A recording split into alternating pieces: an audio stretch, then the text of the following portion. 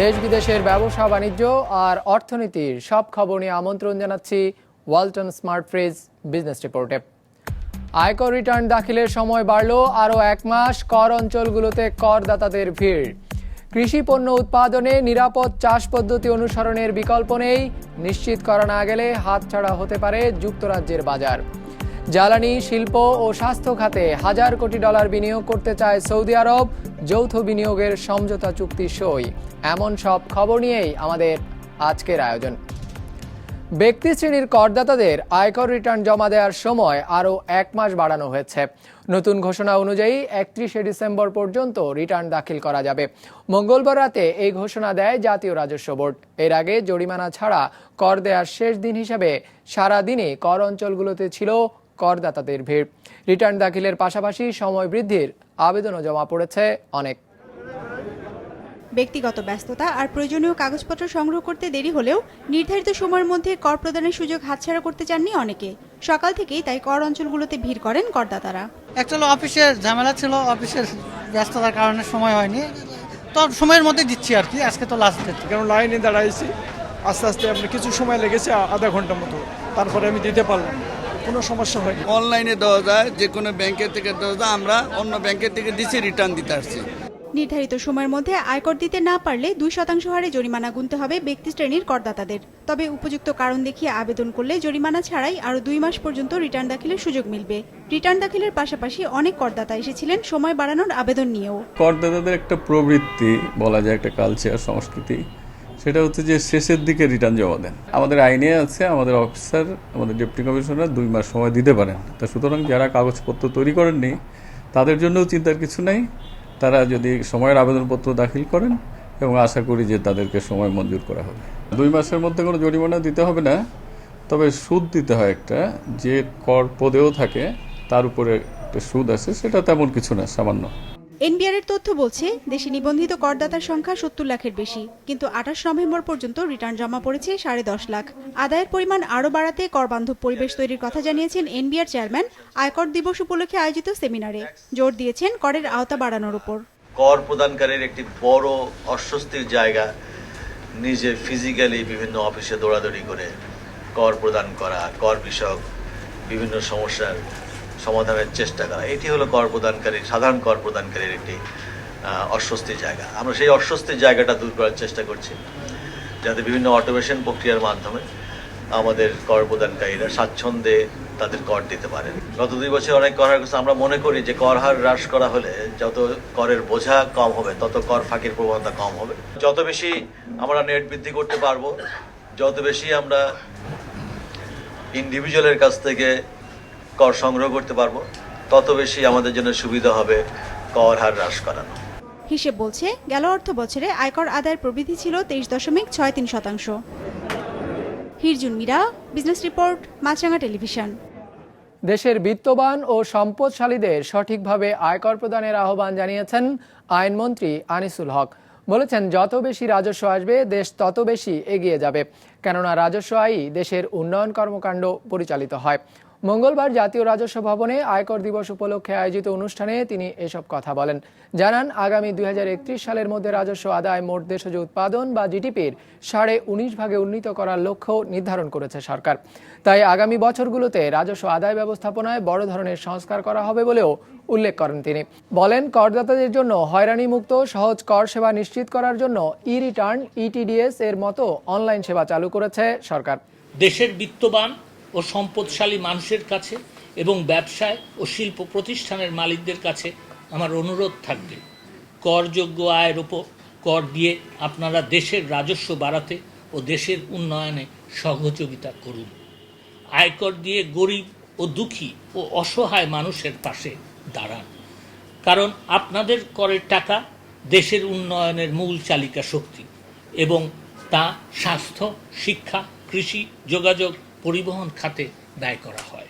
কৃষি পণ্য উৎপাদনে গ্যাপ বা গুড এগ্রিকালচারাল প্র্যাকটিস অনুসরণ নিশ্চিত করা না গেলে যুক্তরাজ্যের বাজার হাতছাড়া হতে পারে বাংলাদেশের। আর আন্তর্জাতিক নিরাপদ খাদ্য সনদ অর্জন করতে না পারলে দেশটির মূল সরবরাহ চেইনে ঢুকতে পারবে না বাংলাদেশি কৃষি পণ্য। তাই দেশটিতে বাজার সম্ভাবনাকে কাজে লাগাতে দ্রুত এসব জটিলতা দূর করার পরামর্শ যুক্তরাজ্যে অবস্থানরত বাংলাদেশি ব্যবসায়ীদের। মঙ্গলবার এফবিসিসিআই আয়োজিত যুক্তরাজ্যে বাণিজ্য সম্প্রসারণ বিষয়ক আলোচনায় এসব কথা উঠে আসে। ইমতিয়াজ হাসানের রিপোর্ট। শাকসবজি, ফলমূল থেকে শুরু করে প্রক্রিয়াজাত কৃষিপণ্য যা রপ্তানি করে 2020-21 অর্থবছরে $102 কোটি আয় করেছে বাংলাদেশ। এর সিংহভাগই যায় মধ্যপ্রাচ্য সহ ইউরোপ ও আমেরিকায়। ব্যবসায়ীরা বলছেন, একক দেশ হিসেবে বাংলাদেশি সবজি, ফল এবং প্রক্রিয়াজাত খাদ্যের অন্যতম বড় বাজার হতে পারে যুক্তরাজ্য। দেশটিতে মানগত বাধ্যবাধকতা অনুসরণ করে এরই মধ্যে কৃষিপণ্য রপ্তানিও করছে বাংলাদেশ। তবে উচ্চ পরিবহন ব্যয়ের কারণে প্রতিযোগিতায় পিছিয়ে পড়েছে রপ্তানিকারকরা। শুধু তো কৃষি মন্ত্রণালয়, এখানে 3-4টা মিনিস্ট্রি, বাণিজ্য মন্ত্রণালয়, কৃষি মন্ত্রণালয়, সিভিল এভিয়েশন মিনিস্ট্রি, এই সংস্থাগুলি যদি একসাথে তৎপর না হয়, তাজা শাকসবজি, ফলমূল রপ্তানি পৃথিবীতে আমাদের বাড়বে। কার্গো স্পেস সমস্যা যদি সমাধান না হয়, আমরা যতই কথা বলি না কেন, কোনোদিন রপ্তানি পারবে না। নাম্বার 2, এয়ার ফ্রেট বৃদ্ধি। এয়ার ফ্রেট যদি আমাদের পার্শ্ববর্তী দেশের সাথে তুলনামূলকভাবে আমরা না রাখতে পারি, তাহলে কিন্তু আমাদের রপ্তানি বাড়বে না। 2019-20 অর্থবছরে বাংলাদেশ ও যুক্তরাজ্যের মধ্যে বাণিজ্য হয়েছে $386 কোটি। এর মধ্যে বাংলাদেশের রপ্তানির পরিমাণ ছিল $345 কোটি। British Bangladesh chamber of commerce and industry BBCCI বলছে, যুক্তরাজ্য তাদের চাহিদার অর্ধেক পরিমাণ খাদ্য ও সবজি আমদানি করে থাকে। এই বাজারে ঢুকতে হলে কেমিক্যাল মুক্ত চাষাবাদ নিশ্চিতকরণ এবং আন্তর্জাতিক নিরাপদ খাদ্য সনদের বিকল্প নাই। এটা বেসিক জিনিস। দুনিয়ার যে কোনো দেশে আপনি এক্সপোর্ট করতে হলে ওর ফর্মুলাগুলো আপনাকে মানতে হবে। এই ল্যাব ফ্যাসিলিটি এবং প্রসেস যদি আমরা না মানি, আমরা বিদেশে আমরা এক্সপোর্ট করতে পারবো না। যেমন দেখুন, গ্যাপ প্রসেস শুরু হয় সেপ্টেম্বর মাসে। We already lost 1 year. Gap প্রসেসটা করতে হলে এটা এমন বেশি হাইটেক কিছু না। আমরা যদি এখন না করি, এখন যদি সমন্বয় না করি, ইংল্যান্ডের মার্কেট আমাদের জন্য থাকবে না। আমরা এখনো কিন্তু B2B, বিজনেস টু বিজনেস ব্যবসা করছি। This is a very old fashion business model. We are doing it last from 50 years. We need to adopt digital technologies like e-commerce. চলতি অর্থবছর $5,100 কোটি রপ্তানি লক্ষ্যমাত্রা ঠিক করেছে সরকার, যা অর্জন করতে হলে তৈরি পোশাক নির্ভরতা কমাতে হবে বলে মনে করে এফবিসিসিআই। এমন অবস্থায় কৃষিপণ্য সহ সম্ভাবনাময় অন্যান্য খাতের জটিলতা দূর করার পরামর্শ সংগঠনটির। অফকোর্স এগ্রো অ্যান্ড প্রসেস ফুডটা একটা বড় মার্কেট হতে পারে। এখানে কিছু সীমাবদ্ধতা আছে, ওগুলি নিয়ে আমাদের কাজ করা দরকার উভয় দেশের। তারপর লাইট ইঞ্জিনিয়ারিং, তারপরে আপনার প্লাস্টিক প্রোডাক্ট হইতে পারে, উই আর এক্সপোর্টিং। তারপর লেদার গুডস, ইলেকট্রনিক অ্যাপ্লায়েন্সেস, যেটা ওয়ার্ল্ডের কথা বললো, অনেক ধরনের এই ধরনের প্রোডাক্ট আমরা এক্সপোর্ট করার মতো সক্ষমতা হচ্ছে। আমাদের ফার্মাসিউটিক্যাল স্ট্র্যাটেজি ঠিক করা দরকার যে আমরা এগ্রো প্রোডাক্ট যদি এক্সপোর্ট করতে হয়, তাহলে লিমিটেশনটা করি, আমার দেশে কি, ওই দেশে কি, আমার দেশে কি করা দরকার, স্ট্যান্ডার্ড হয়তো কাজ করা দরকার। বাবা এয়ারপোর্টের কিছু কাজ আছে, আমাদের আপনার মানে উড়োজাহাজের ব্যাপার আছে, অনেকগুলি ব্যাপার আছে। রপ্তানিমুখী খাতগুলোয় প্রবাসী ব্যবসায়ীদের বিনিয়োগের আহ্বান জানায় FBCCI. Imtiaz Hasan, business report, Maasranga television. বাংলাদেশে জ্বালানি, শিল্প ও স্বাস্থ্য খাতে শিগগিরই $1,000 কোটি বিনিয়োগ করতে যাচ্ছে সৌদি আরব। ঢাকায় দেশটির রাষ্ট্রদূত জানিয়েছেন, এই বিনিয়োগ প্রস্তাব চূড়ান্ত পর্যায়ে রয়েছে। আর এদেশের 3টি প্রতিষ্ঠানের সাথে যৌথ বিনিয়োগে যাচ্ছে সৌদি আরবের ইঞ্জিনিয়ারিং ডাইমেনশন কোম্পানি। মঙ্গলবার এ সংক্রান্ত সমঝোতা স্মারক সই হয়েছে। মাসেক রাহাতের রিপোর্ট। বাংলাদেশিদের জন্য বড় শ্রমবাজার সৌদি আরব। দেশটি এখন আর শুধু কর্মী নেওয়া নয়, চাইছে বিভিন্ন খাতে বিনিয়োগ করে দুদেশের মধ্যে ব্যবসা বাণিজ্য বাড়াতে। ঢাকায় দেশটির রাষ্ট্রদূত জানিয়েছেন, করোনার ধাক্কা সামলে গতি এসেছে সৌদি আরবের বিনিয়োগে। এরই মধ্যে বেশ কিছু প্রস্তাবে অনুমোদন দিয়েছে দুই দেশ। শুরু হয়েছে বিনিয়োগও। শিগগিরই জ্বালানি, শিল্প ও পর্যটন খাতে $10 বিলিয়ন বিনিয়োগ করতে যাচ্ছে সৌদি আরবের বিভিন্ন প্রতিষ্ঠান। We are expecting a visit of high delegation from Saudi Arabia with 22 high-profile companies. We have also investment for Aqua Power, almost $3.5 billion. Red Sea Gate company are investing in Bay Terminal and Batinga Terminal. Engineering dimension also we have their investment. এদিকে আজ বাংলাদেশের 3টি প্রতিষ্ঠানের সঙ্গে জ্বালানি, চিনি প্রক্রিয়াজাত ও স্বাস্থ্য খাতে $170 কোটি বিনিয়োগের জন্য সমঝোতা স্মারক সই করেছে সৌদি প্রতিষ্ঠান engineering dimension. Today we are having a Saudi company, Engineering Dimension, and has four different sectors to invest, and this reflect and translate the keenness of the private sector in Saudi Arabia to come to Bangladesh to invest. ঢাকায় Saudi দূতাবাসে চুক্তি স্বাক্ষর অনুষ্ঠানে রাষ্ট্রদূত আরও জানান, বাংলাদেশ থেকে অদক্ষের পাশাপাশি এখন দক্ষ কর্মী নেওয়ার উপরও বিশেষ গুরুত্ব দিচ্ছে দেশটি। Mashrek Rahat, business report, Maasranga television.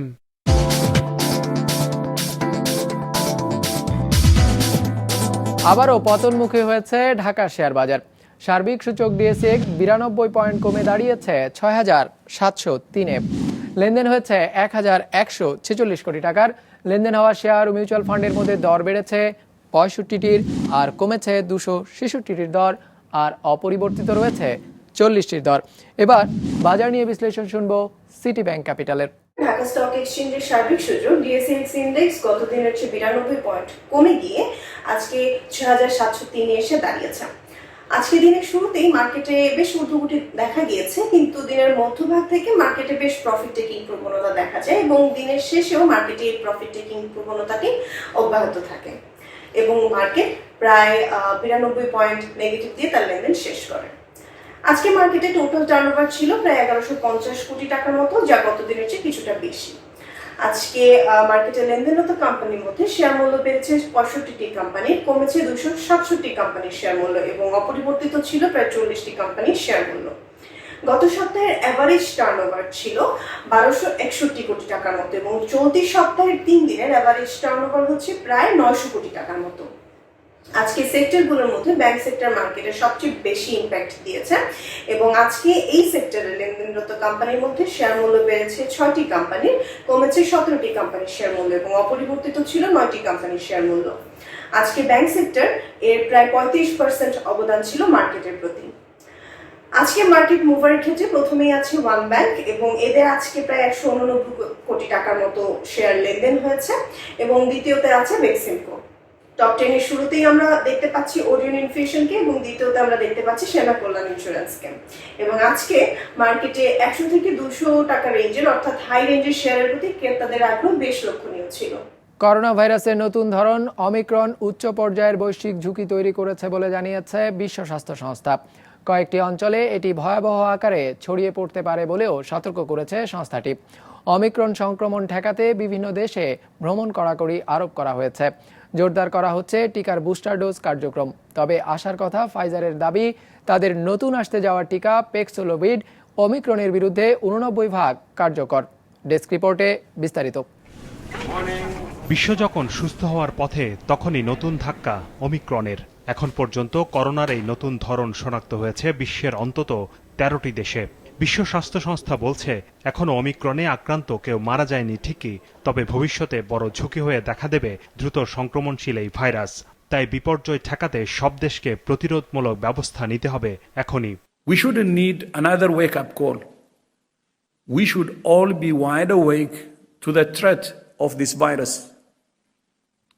But Omicron's very emergence is another reminder that although many of us might think we're done with COVID-19, it's not done with us. যুক্তরাজ্যে রোববার পর্যন্ত 11 জনের শরীরে ওমিক্রন শনাক্ত হয়েছে। সংক্রমণ ঠেকাতে প্রাপ্তবয়স্ক সকল নাগরিকদের জন্য করোনা টিকার বুস্টার ডোজ দেওয়ার ঘোষণা দিয়েছে দেশটির স্বাস্থ্যমন্ত্রী। ভাইরাসের নতুন ধরনে আতঙ্কিত না হয়ে ঝুঁকি ঠেকাতে নিজ দেশের জনগণকে দ্রুত বুস্টার ডোজ নেওয়ার আহ্বান জানিয়েছেন মার্কিন প্রেসিডেন্ট জো বাইডেন। টিকা কার্যক্রম জোরদার করা হয়েছে দক্ষিণ আফ্রিকা, অস্ট্রেলিয়া, রাশিয়া সহ বিভিন্ন দেশে।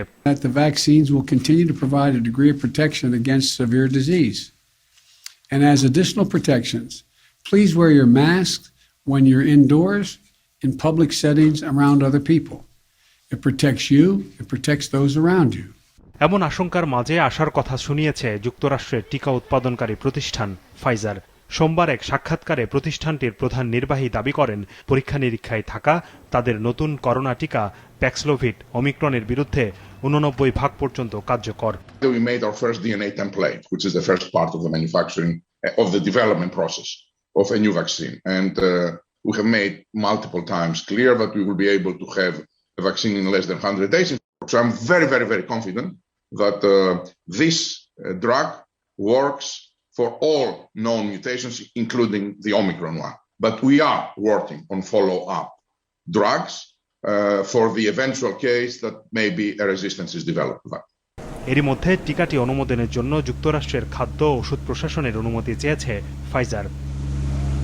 শাহাদাত হোসাইন, বিজনেস রিপোর্ট, মাছরাঙা টেলিভিশন। দর্শক, আমাদের যে কোনো পর্ব নিজেদের সুবিধাজনক সময়ে দেখতে সাবস্ক্রাইব করুন বিজনেস রিপোর্টের অফিসিয়াল ইউটিউব চ্যানেল। ফেসবুক পেজে লাইক দিয়ে আপডেট থাকুন ব্যবসা বাণিজ্যের আলোচিত সব ঘটনা সম্পর্কে। আর আপনাদের মতামত জানান কমেন্টস আর ইনবক্সে। আজ এটুকুই, বিদায় নিচ্ছি, ভালো থাকবেন।